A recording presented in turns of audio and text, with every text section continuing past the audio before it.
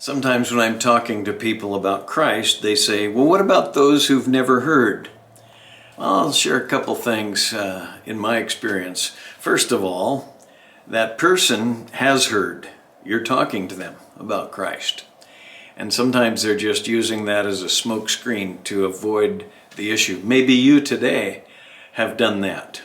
I'm telling you, you stand without excuse before God. But even those who haven't heard are without excuse. Paul begins the argument for the gospel in Romans 1 by saying, since the creation of the world, his invisible attributes, his eternal power and divine nature have been clearly seen, being understood through what has been made, so that they, all of us, are without excuse. For even though they knew God, they didn't honor him as God or give thanks. In the ultimate sense, people know they should bow before their Creator, but they don't want to. There's a sinful willfulness within us that doesn't want to let God be God. We want to be our own God.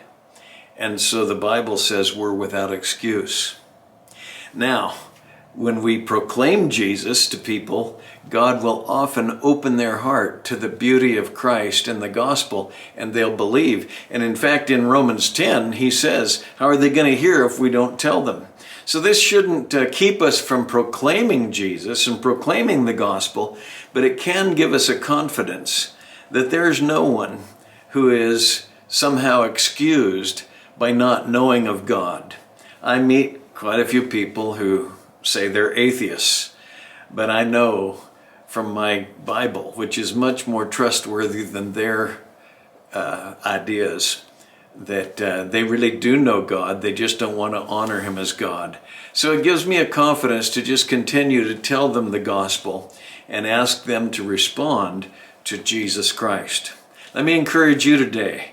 You won't meet anyone today who is with excuse. No, we're all without excuse, and hence we need to humble ourselves at the cross and respond to the gospel of God's grace, that he sent his Son to die in our place for our sin and to conquer it and rise again from the dead.